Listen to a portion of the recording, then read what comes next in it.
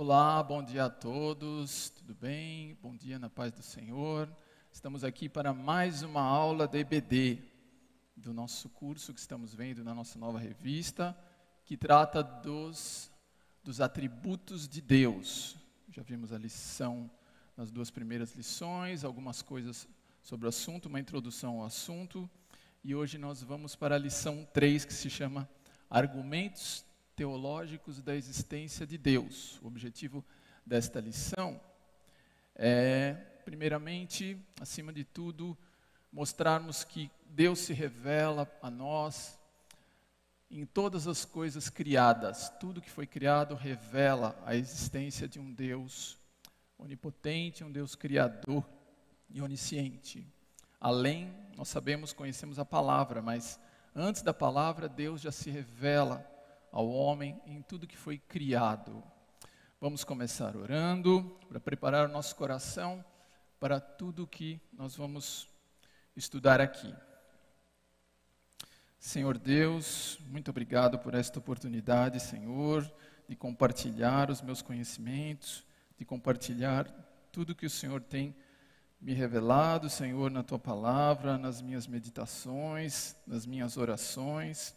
Que eu seja usado por Ti, Senhor, como instrumento para abençoar não só meus irmãos, mas todos que estão assistindo esta aula pela internet, Senhor. Muito obrigado, porque mesmo com essas limitações que estamos vivendo, nós temos esse recurso tecnológico que nos permite chegar em cada lar, Senhor, em cada família. Assim eu te peço e te agradeço, em nome de Jesus. Amém. Bom, os argumentos que nós vamos estudar são praticamente, primeiro, o argumento que se chama cosmológico. Quem está acompanhando na revista vê. Argumento cosmológico, ele mostra, significa como Deus se manifesta na ordem das coisas. Deus se mostra no fato de que todas as coisas criadas têm uma ordem. Não são criadas ao acaso, não estão desorganizadas, mas elas estão dispostas numa ordem. Depois nós vamos ver os argumentos teleológicos, que mostram que tudo, além de ter uma ordem, depois de nós vermos a ordem, nós vamos ver que tudo que é criado, tudo criado por Deus, tem uma finalidade. Deus cria as coisas com uma finalidade, visando uma meta, um objetivo. Depois vamos ver também argumentos da filosofia e argumentos morais. Em primeiro, o argumento cosmológico, que a palavra vem da palavra cosmos, a palavra grega que transmite a ideia de organização, de ordenação, de uma ordem nas coisas, né? Para analisarmos isto, fundamentarmos na palavra isso, foi colocado aqui na lição o Salmo 19 como exemplo, de um exemplo da palavra que nos ajuda a ver. É um Salmo de Davi. Salmo 19, nós vamos ver só do 1 ao 6. Ele é muito bonito. Ele fala, Davi está falando, está extasiado, contemplando a criação, e ele escreve esse salmo.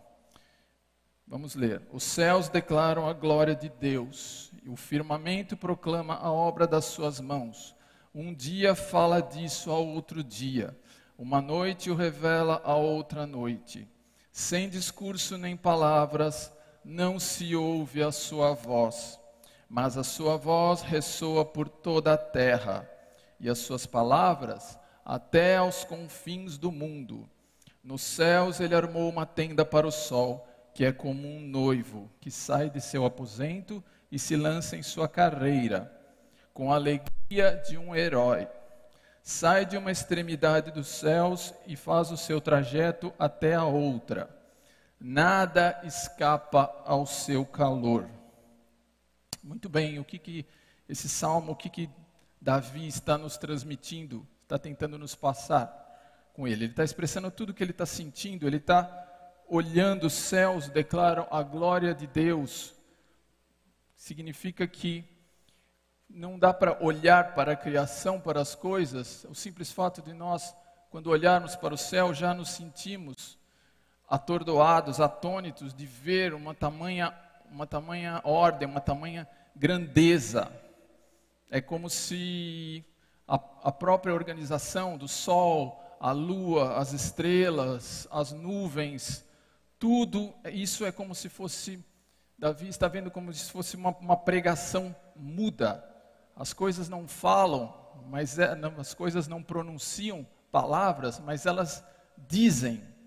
O simples fato de nós contemplarmos tudo isso, olharmos para o céu já sem preconceitos, isso já nos dá uma ideia da majestade de Deus, já nos faz sentir intimidados diante da grandeza, né, da magnificência das coisas, né?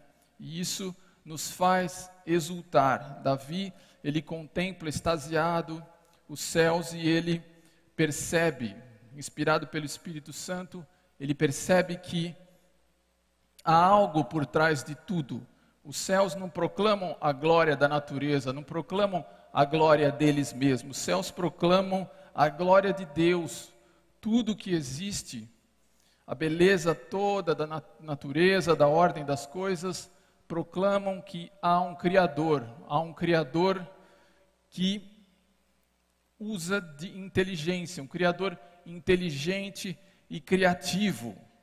Quanto nós poderíamos dizer sobre isso, né?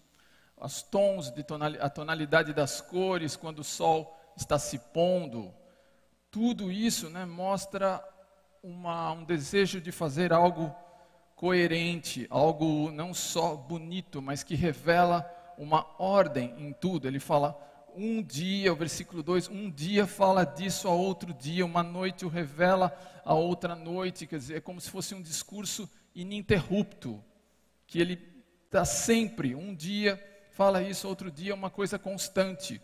É como se o céu se transformasse num púlpito, em que o céu mesmo está pregando, está dizendo, olha, isso evoca um Deus, as coisas não foram feitas por elas mesmas, essa grandiosidade toda que nós vemos não surgiu de si mesmo, não foi ela que criou, mas tem um Criador por trás disso, né?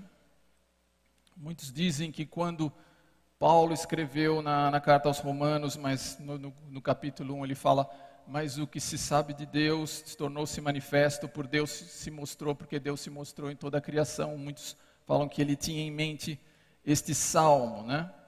O C.S. Lewis, ele disse que, na opinião dele, que esse Salmo 19 é a maior obra da literatura mundial, né? Então, a beleza que existe nele, né? Sem discurso nem palavras. Não se ouve a sua voz, mas a sua voz ressoa por toda a terra. Quer dizer, algo que não dá para alguém estar no mundo e não se impressionar, não se impactar com isso, porque é algo que está em todo lugar, 24 horas por dia. Com isso, esse salmo nos ensina, não tem como o homem se desculpar de não cultuar um Deus, de não se prostrar diante de um Deus, de não reverenciar o Deus Criador, porque isso já se torna evidente. Mesmo que os homens não vejam, por mais insensíveis que os homens sejam, por mais indiferentes, mas não dá para permanecer insensível diante de um espetáculo desse, né? Tudo evoca um Criador de todas as coisas, né? E isso nos faz reverenciar o Criador, não a natureza, né? Isso é muito importante nós termos isso bem firme, porque nós sabemos, vivemos numa época em que a ciência tenta explicar as coisas a partir delas mesmas, como se a natureza fizesse a si mesma. Hoje existe, a natureza, ela é muito valorizada. Hoje existe a ecologia, que ela tenta passar para as pessoas, ela procura indiretamente passar para as pessoas a ideia de que a natureza, ela se cria e ela se autossustenta. Mas isso não é verdade. Nós sabemos na palavra que não é a natureza que se mantém, mas ela é mantida pelo Criador. Tudo está sendo mantido pelo Criador. Hoje, com a prevalência que existe na ciência, a prevalência que existe na nossa sociedade, de que a ciência sabe das coisas, tudo, então nós estamos perdendo um pouco esta visão. Hoje, dificilmente as pessoas tem essa visão de que Deus é o Criador de tudo. Mas esse salmo, ele nos ensina isso, ele nos faz ter essa percepção. Ele está ensinando para nós a vermos Deus por trás das coisas. Veja só, sem nada, sem nenhum instrumento, não precisa ter um telescópio. Davi não tinha telescópio, não tinha microscópio, não tinha nada disso, nenhum instrumento, mas a olho nu ele percebia isso, inspirado por Deus, ele com o coração aberto para Deus, ele via Deus todos os dias olhando, simplesmente contemplando a grandeza dos céus, né, e sentindo um sentimento de temor, sentindo nascer dentro dele um sentimento de temor e de reverência diante de tudo, né? Tudo isso, essa criação toda, essa maravilha toda, ela demanda do homem uma resposta, uma reação de culto, de adoração, de respeito, de consideração pelo Criador de tudo, né? Mesmo que para muitos não seja assim, né? Para as pessoas que têm uma visão materialista não é assim, mas nós sabemos que é por experiência, porque nós vivemos isso, né? Não dá para falar da criação do universo sem nós mencionarmos o versículo que está em Hebreus, na revista não tem, Hebreus 11, versículo 3. Esse é um dos versículos mais reveladores, ele é profundo. Hebreus 11, versículo 3, está escrito: pela fé entendemos que o universo foi formado pela palavra de Deus, de modo que aquilo que se vê não foi feito do que é visível. Veja só, para uma pessoa que nunca leu a Bíblia, que está começando na fé, não teve um encontro ainda com Cristo, pode ser muito difícil de entender esse versículo, mas nós entendemos. Nós que temos um tempo de caminhada, que nós fomos transformados pela palavra, pelo poder de Deus, nós entendemos que as coisas, o universo foi formado pela palavra. Por quê? Nós, à medida que nós vamos sendo transformados, a imagem de Cristo, ele vai operando no nosso coração, nós percebemos que a vida provém das coisas invisíveis, não das coisas visíveis. Nós começamos, Deus nos faz conhecer a verdadeira vida, e nós vemos que a vida não vem da matéria, ela vem do Espírito. Por isso que fala, o universo foi formado pela fé, entendemos que o universo foi formado pela palavra de Deus. O que se vê, o que é visível, foi formado do que é invisível. O que é invisível vem primeiro. Nós, cristãos, sabemos que é do Espírito, o Espírito vem antes de todas as coisas. A partir dele é que vem a vida. Da matéria, a matéria não pode se criar a si mesma. As coisas existentes, elas não se criam a si mesmas. Senão elas produziriam vida. E elas não produzem vida. A vida não vem de uma matéria morta, da natureza. Ela tem que vir do Criador, de alguém que está fora, do Todo-Poderoso, que cria. Então, esse é o nosso versículo chave. É o versículo com que nós nos posicionamos diante da ideologia do mundo, que é materialista. Esse versículo fundamenta a crença, a fé, a visão do mundo cristã, da formação do universo. E à medida que eu fui preparando essa aula, que eu fui meditando, o que eu fui percebendo? Que não dá para falar da existência, da formação do universo, da criação de tudo, sem falar de Jesus, desvinculando de Jesus. Porque uma coisa está atrelada à outra. Não é? O mundo, a ciência, ela estuda as coisas separadamente. Ela analisa o que seja uma árvore, um animal, ela analisa eles a partir deles mesmos. Mas a visão cristã sabe que tudo faz parte de um projeto, de um quadro maior. A criação, ela não existe independentemente da vontade de Deus, do plano de Deus. É por isso que aí no final do tópico 1 é mencionado o hino cristológico, né? O hino de Colossenses 1, de 15 a 20, em que é falado: ele é a imagem do Deus invisível, primogênito sobre toda a criação, pois nele foram criadas todas as coisas, nos céus e na terra, as visíveis e as invisíveis, sejam tronos ou soberanias, poderes ou autoridades. Todas as coisas foram criadas por ele e para ele. Ele é antes de todas as coisas, e nele tudo subsiste. Ele é a cabeça do corpo, que é a igreja.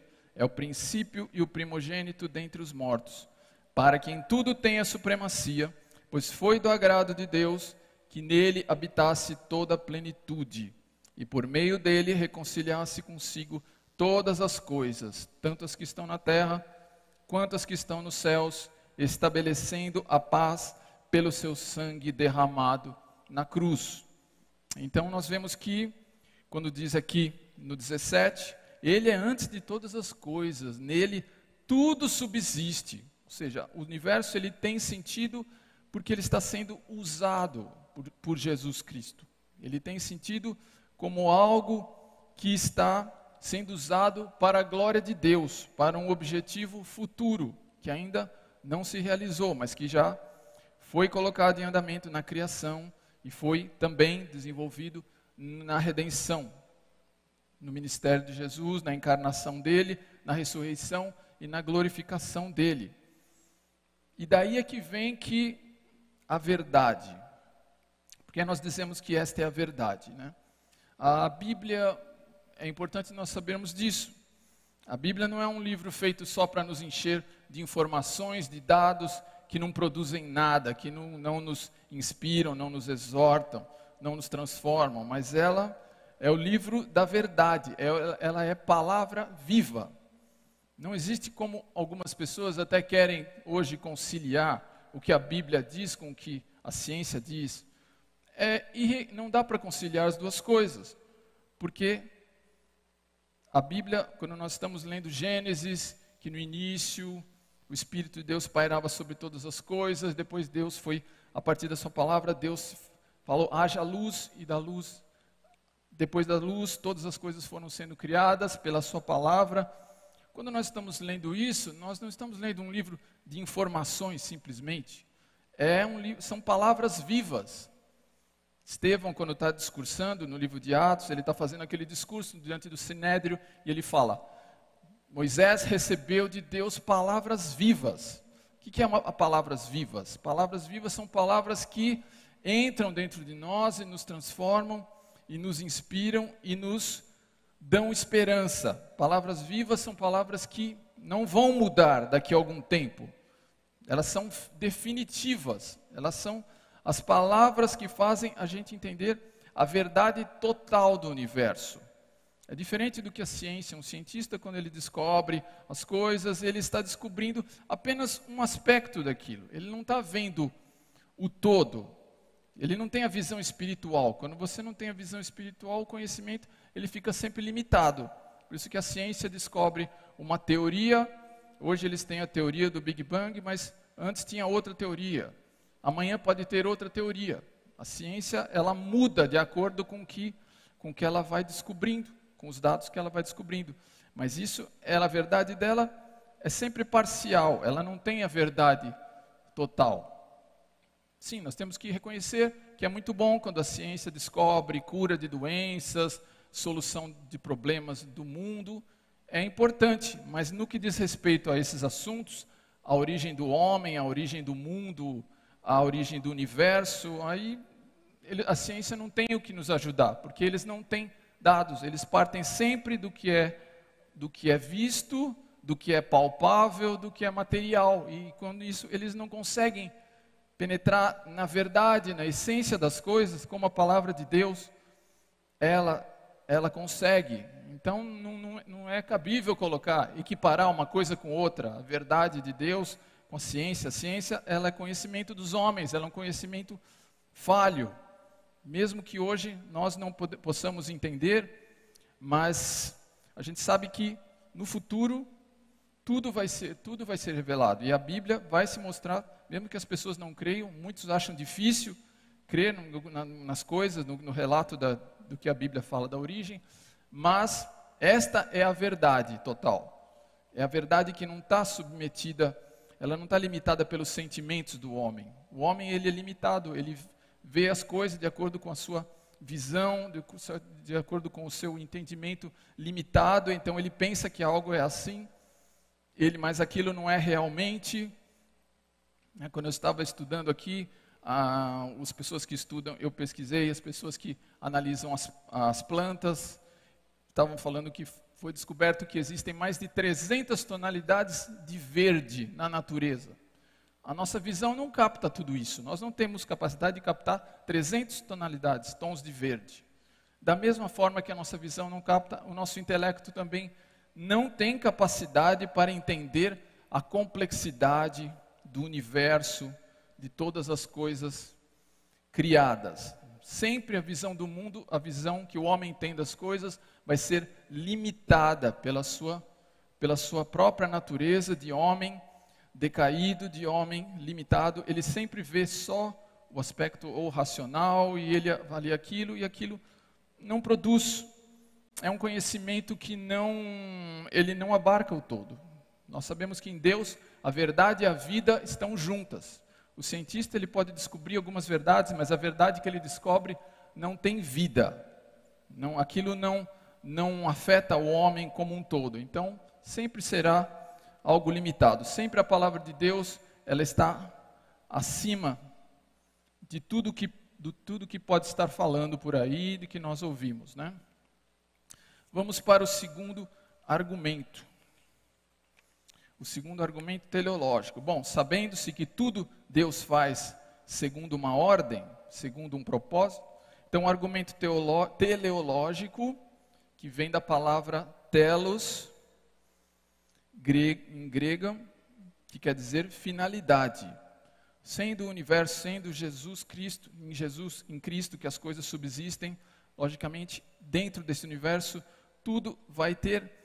Nós vemos que tudo tem uma finalidade. A própria ciência, descobrindo, analisando, cada vez mais eles chegam à conclusão de que o universo não foi feito do acaso, de que o mundo não foi feito por acaso, mas tudo foi feito de acordo, pensado nos mínimos detalhes, né?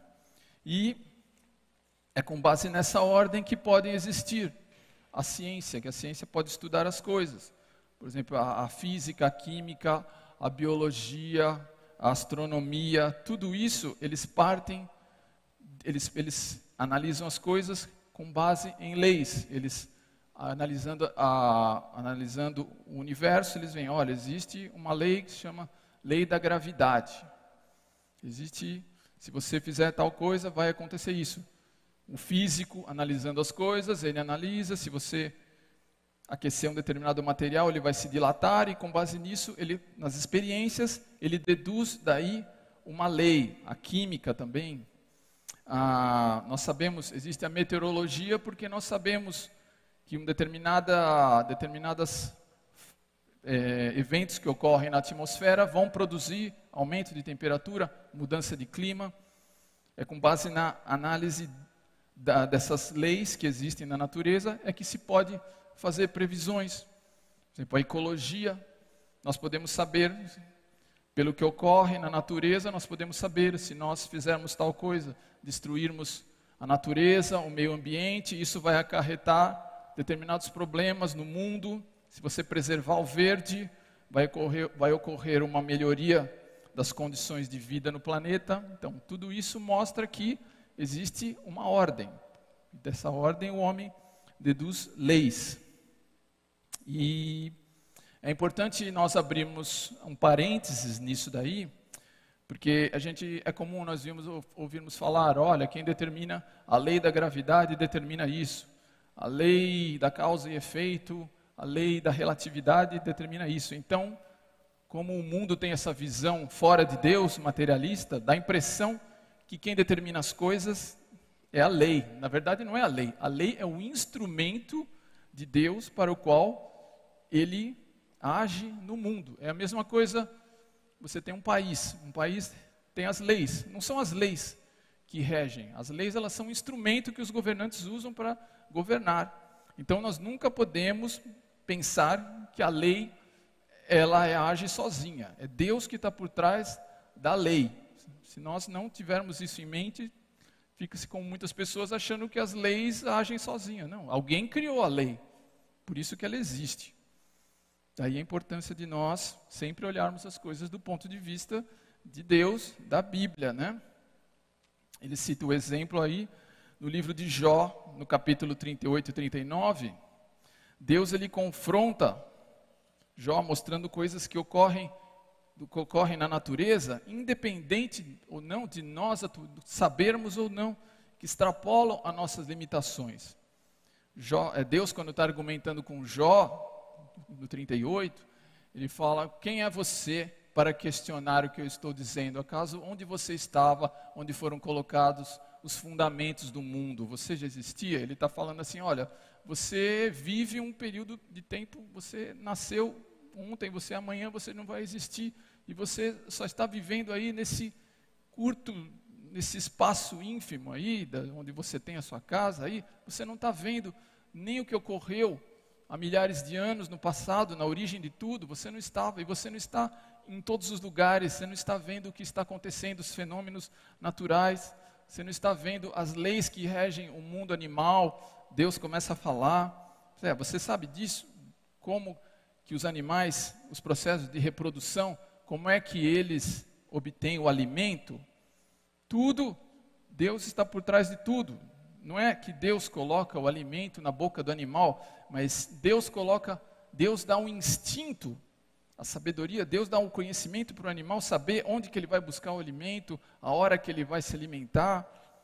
Deus mostra um monte de coisas que estão ocorrendo no mundo e que nós não estamos nem sabendo, nem tomando consciência nisso. Querendo dizer, quer o homem saiba ou não, existem milhares de coisas, infinitas coisas que estão ocorrendo no mundo e que independe de nós, que estão ocorrendo porque existe uma providência controlando isso, administrando tudo. E se há coisas tão próximas de nós, no nosso mundo mesmo, tão próximas de nós que nós ignoramos, imagine então se falamos do universo, do infinito, em outras galáxias, em outros planetas, tudo que ocorre, muito menos, né? Deus está chamando a atenção de Jó para a pequenez dele, para a limitação. E é assim que Jó aprende.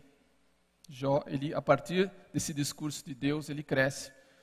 E aí vem aquele versículo, né, aquele versículo que está em Pedro, que é no Salmo, que fala assim: Deus se revela aos humildes, mas ele não se revela aos orgulhosos, aos arrogantes. É nós reconhecendo a nossa limitação que nós vamos aprender, que nós vamos crescer. Depois de ouvir todas essas coisas, ele ganha uma nova, Jó, de ouvir Deus, ele ganha uma nova perspectiva de si mesmo e do mundo. Jó se enriquece com a humilhação dele, reconhecendo, né, tendo uma atitude humilde. E é muito bacana. Se vocês puderem ler o capítulo 38 e 39, quando a gente vê que o livro de Jó, ele não ficou superado, ele é atual no dia de hoje. As coisas que Deus fala, que nós não sabemos, nós continuamos não sabendo. O livro de Jó é tão atual hoje quanto na época que ele foi escrito. Tanto naquela época como hoje, as coisas continuam, o homem continua com conhecimento limitado. Apesar de tudo que nós sabemos, temos um conhecimento, um cabedal de conhecimentos hoje muito maior do que se tinha há milênios, há séculos, mas o nosso desconhecimento, a nossa ignorância continua, né, das coisas. Nós apenas avançamos um pouco, mas parece que quanto mais nós sabemos, mais nós temos que reconhecer a nossa ignorância, a nossa limitação. O terceiro argumento, que seria o argumento ontológico, com base no Salmo 14, do versículo 1. É um argumento que aparece em vários livros de teologia, tratam do argumento teológico, né, de Anselmo. Anselmo, teólogo que viveu, teólogo italiano do século XI, né? Então, era comum naquela época verem os teólogos eles competirem com argumentos sobre Deus, sobre a existência de Deus, sobre a atuação de Deus, né? É importante nós sabemos, mesmo que isso não tenha utilidade para nós muito usarmos numa discussão, conversando com as pessoas. Mas é importante estar mencionado aqui porque para nós sabermos do que se trata, né? Anselmo fez o argumento que é impossível eu pensar algo maior. Se eu pensasse em algo maior que Deus, isso seria maior do que Deus. Isso seria Deus. Então, não há nada maior que Deus na criação. E se eu posso pensar, é porque Ele existe. Parece para nós, às vezes, um pouco confuso, um pouco difícil, mas para o pensamento teológico medieval, isso fazia muito sentido. Anselmo está querendo dizer que não dá para nós concebermos algo maior que Deus. É impossível porque nós, sendo criados por Ele, vamos sempre pensar algo que está abaixo da grandeza de Deus, né?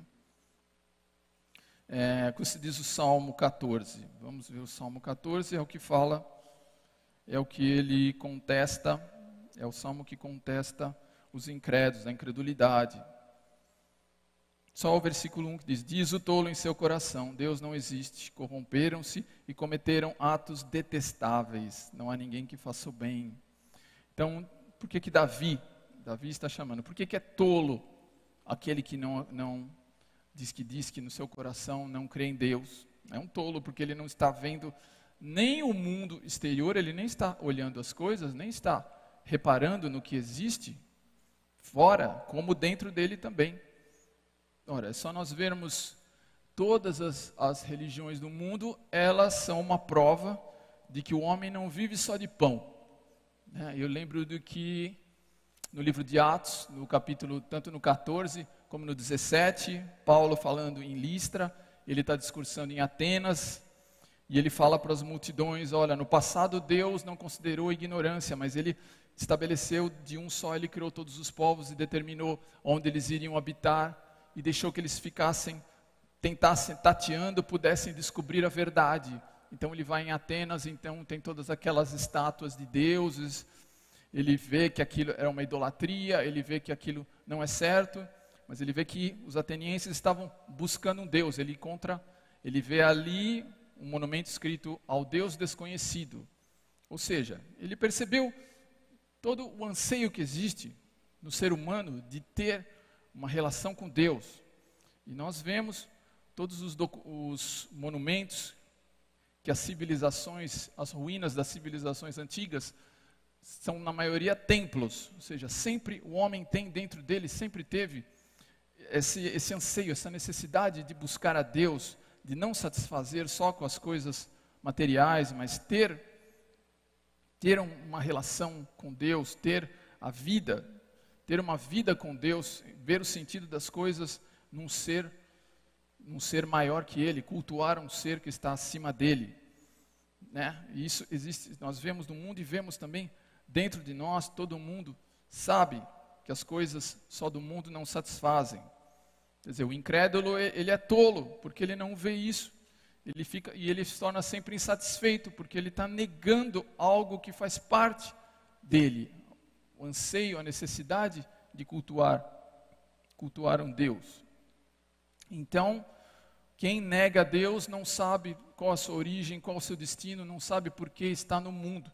Ele fala, Davi, que sabia toda a alegria, todo o regozijo que existe, que nós conhecemos, de cultuar Deus, de andar com Deus, de obedecer a palavra dele, de cultuarmos, de testemunharmos. Então Deus fala, é um tolo quem nega, porque além de estar negando a si mesmo, o mundo está perdendo, né? Está perdendo tudo isso, todas as coisas, né? Toda a beleza que vem disso, de cultuar a Deus, de saber que tem alguém que nos conhece, que nos fez, que nos conhece melhor ainda do que nós, né? No Salmo 139, nós vemos ali, Deus fala, tu conheces todos os meus pensamentos, conhece todos o mais profundo de mim. Ele fala, como são imensos os teus pensamentos, se eu ajuntasse seriam mais numerosos do que a areia do mar. Então, a crença de saber que existe um Deus nos dá essa paz, saber que existe alguém maior do que nós e que nos conhece melhor melhor até do que nós mesmos, né? É uma tolice realmente a pessoa que não crer. E a gente vê isso pelos frutos, né? É difícil você ver uma pessoa que não crê em Deus, como um filósofo existencialista. Essas pessoas, geralmente elas ficam desanimadas, ficam amargas, e o que elas produzem refletem sempre um pessimismo, uma amargura, uma falta de esperança, uma vida pobre, né? Se eles estivessem com a razão, nós veríamos os ateus eles produzindo vida, sendo bênção na vida dos outros. E não acontece. Você nunca vê um ateu abençoando a vida dos outros, né? Isso mostra que a vida vem de Deus mesmo, né? Você negando a Deus, você empobrece a tua vida, né? Então é isso. O argumento moral, o quarto, né? Que o apóstolo, o que eles vão dizer aqui. O argumento moral fala assim que todos nós temos, que ele diz que mesmo as pessoas que nunca ouviram falar de Deus, elas têm dentro de si um sentido de justiça, um sentido de bem ou mal, de certo e errado. Em Romanos, capítulo 2, 14 e 15, quando o apóstolo Paulo fala, olha, mesmo os pagãos, ele está falando dos judeus, da lei dos judeus, mas ele fala, mesmo os pagãos, ele fala, reparem, os pagãos que não têm a lei, mesmo assim, quando eles fazem o que é certo, sabem o que é certo, fazem o certo e rejeitam o errado, eles estão mostrando que eles têm a lei de Deus gravada em seus corações. É um senso de justiça.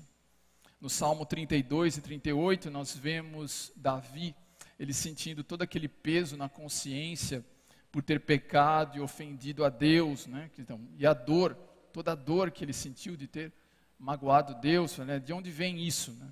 Isso não foi algo que surgiu dele. Não dá para um homem sentir por ele mesmo, querer sentir um sentimento de ter ofendido a Deus. Então, isso vem da pessoa. É uma prova de que algo foi colocado nele que fez ele sentir esse arrependimento. Senão não haveria isso, né? Eu gosto de uma passagem interessante de Gênesis. Em Gênesis 19, versículo 9, nós vemos ali quando Ló ele está sendo retirado, os anjos vão a Sodoma tirar Ló dali. E ele pede para os anjos, ele acolhe os anjos para os anjos ficarem com ele. E fora tem uma multidão, né, de pessoas depravadas querendo pegar os anjos, abusar, né, cometer imoralidade sexual, uma coisa assim, bem horrível, né, querendo violentar os anjos. E Jó diz que não, e as pessoas e os homens falam, que estão por trás da porta, falam, nós vamos fazer com você pior do que com eles. O que mostra isso? A pessoa que é depravada, que está fazendo uma coisa errada, ela não está fazendo aquilo inocentemente. Eles sabiam que estavam fazendo uma coisa errada, que o homossexualismo é uma coisa totalmente errada. Então eles tinham consciência, eles falaram, nós vamos fazer pior do que fazer. Eles sabiam que aquela atitude homossexual era algo contrário a Deus, contrário à natureza. Então eles sabiam, vamos fazer pior. Não dá para dizer que uma pessoa está na imoralidade, está na promiscuidade, sem saber de nada, achando que aquilo é inocente, né? Então esse versículo, ele nos mostra bem isso, né?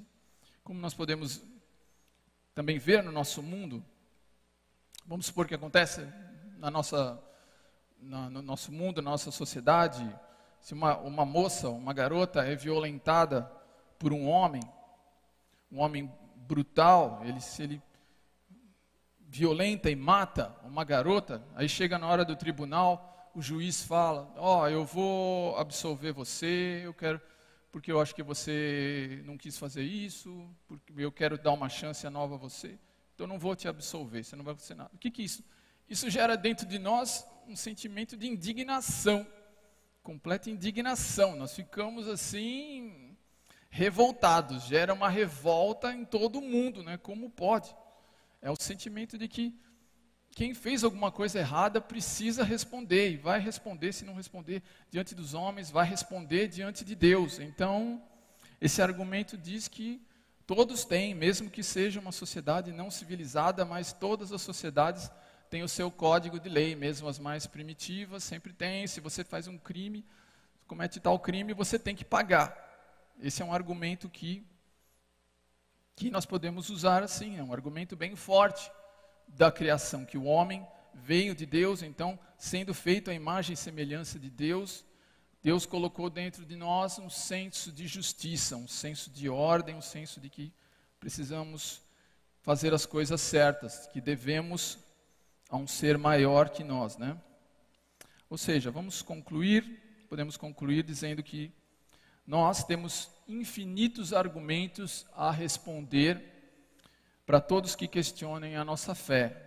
Nós precisamos sempre ter isso dentro de nós, ter isso fundamentado em nós, com toda a certeza, e não nos deixar abalar pelo que o mundo diz, não nos deixar influenciar pelo que as pessoas ditas sábias do mundo estão dizendo, né? Nem pela multidão, não é pelo fato de que todo mundo, alguém fala, mas todo mundo não crê nisso, você crê, você é diferente. Não, o que valida uma crença, isso é importante, o que valida uma crença não é o número de pessoas que a seguem, mas é a base que sustenta essa crença. Nós estamos fundamentados em Deus, na palavra de Deus, que é muito mais firme, infinitamente mais firme, mais segura do que a palavra dos homens, que muda de acordo com as suas impressões, de acordo com as épocas, de acordo com os sentidos do homem, que são falhos e limitados. Isso é que é o mais importante de tudo, nós temos, né? Que nós temos que manter. Nós estamos vivendo num tempo de pandemia, né? Provavelmente daqui a algum tempo vai surgir uma vacina, e aí essa situação que nós estamos vivendo vai passar. Mas não é por causa disso que nós vamos nos prostrar diante da palavra de um cientista. Não é por causa disso que nós vamos acreditar que a ciência, por causa disso, ela tem a vida. Não. A ciência, ela não cria nem a vida e ela nem dá a vida eterna. Ela pode resolver os problemas desta vida, ela pode curar doenças, te dar mais alguns anos de vida, mas o principal mesmo, ela não tem capacidade de dar. Deus é a origem de todas as coisas. Nós temos que, dentro deste mundo, saber nos situar. E sabendo disso, nós nunca vamos nos perder a nossa identidade, perder a nossa fé, nos deixar de ser influenciados pelo que o mundo está dizendo aí lá fora, né? Era isso que a lição tem a dizer. Muito obrigado, agradeço a todos vocês. E até a próxima vez. Tenham um bom dia, na paz do Senhor.